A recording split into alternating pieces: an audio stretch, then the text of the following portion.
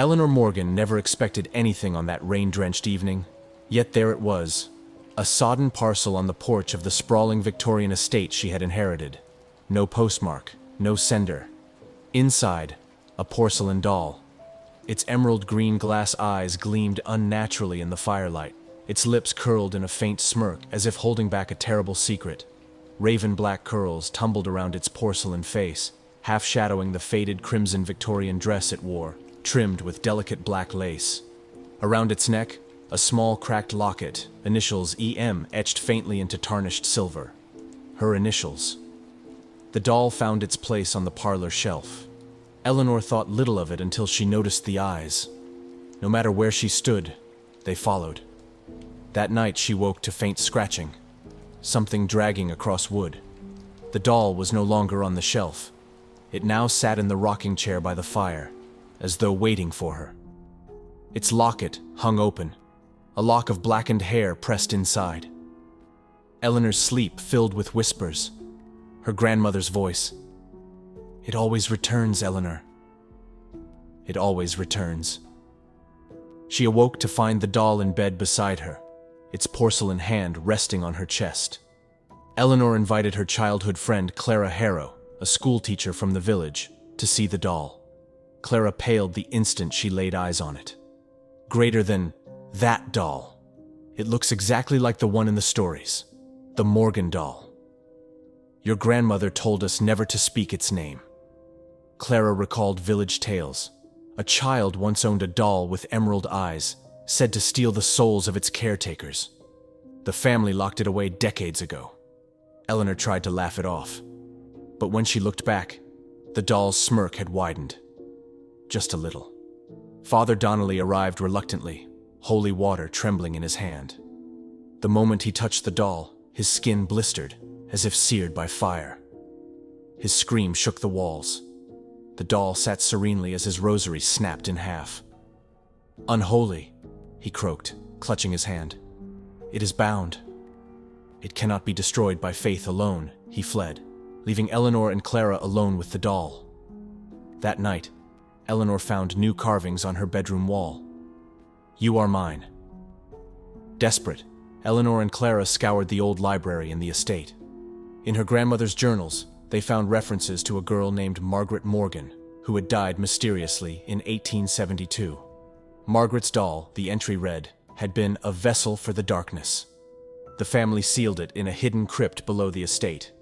But the doll had returned. When Eleanor closed the journal, the doll was waiting on the table. Its cracked locket had opened again. This time, the hair inside shifted, no longer blackened, but a fresh lock of Eleanor's own hair. Storms battered the estate as Eleanor and Clara forced open a hidden staircase beneath the parlor rug. The passage led to a crypt lined with children's coffins. In the center, an altar, black with soot, and symbols carved deep into the stone. Chains lay broken, as though once binding something. When they turned, the doll was there, perched on the altar. Its smirk had widened into a near grin, and the cracked locket now held a tiny photograph, Eleanor's face, distorted, screaming. The candles blew out. Tiny porcelain footsteps clicked across the stone floor. The villagers heard nothing but thunder that night. By dawn, the estate was silent. Dust coated the windows, though only hours had passed. Inside the parlor, the rocking chair swayed gently. The doll sat waiting, its emerald eyes alive with cruel delight. Its cracked locket now held not just a photograph, but the souls of both Eleanor and Clara, their faces twisted in terror.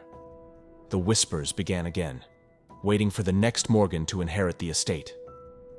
The journal was wrapped in cracked leather, brittle with age. Its first page trembled in Eleanor's ghostly hands, or perhaps in the memory of her own presence, for she was no longer quite alive.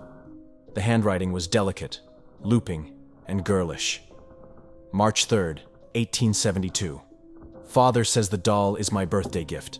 She is beautiful. Black curls, emerald eyes, a crimson gown just like Mother's. I named her Esme. March 10th, 1872. Esme speaks to me now. She says she can make the pain go away. That Mother doesn't have to be ill anymore. I only have to promise her something. She whispered it as I slept. I think I already said yes. March 15th, 1872. Mother died this morning. Esme says it is my fault for hesitating. She smiled when I cried. Her eyes gleamed green as glass. The pages darkened with ink blots. Or was it blood? The last entry read, April 1st, 1872. Father tried to burn her. He screamed as the flames turned to hands. They took him. She says I belong to her now. She says her name isn't Esme. She says her name is Eleanor.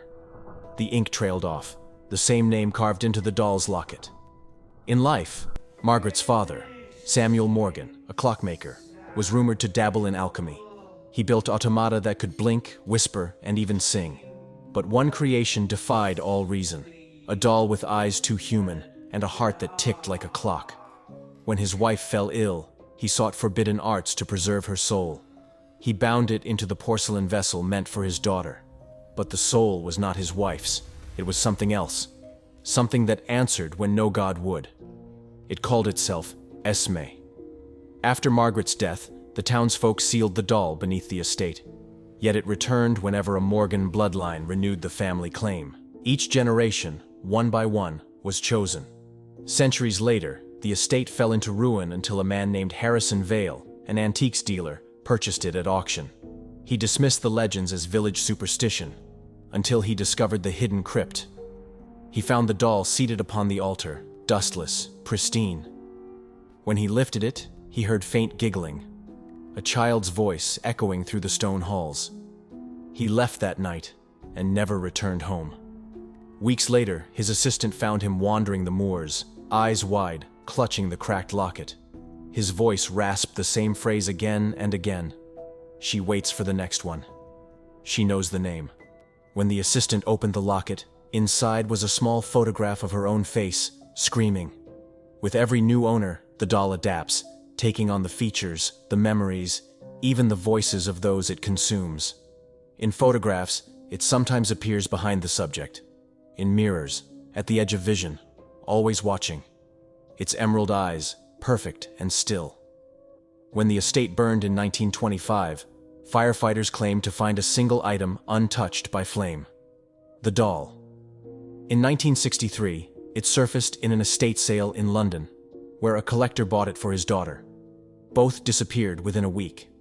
And now, in 2025, the doll's last recorded sighting was, you guessed it, the Morgan estate, recently inherited by Eleanor Morgan III. The estate stands silent again. But tonight, lights flicker within. A woman in modern clothes, curious, unaware, opens a dusty trunk and gasps at what lies inside. The porcelain face gleams in the flashlight beam. The cracked locket opens by itself. Inside, the photograph shifts, a new image forming, her face. The doll's emerald eyes blink once. The house breathes, and the curse begins anew. If you ever see an antique doll at auction, emerald eyes, red dress, cracked locket, do not touch it. Do not even look into its eyes. For when you do, it learns your name. And once it knows your name, it will always find its way back.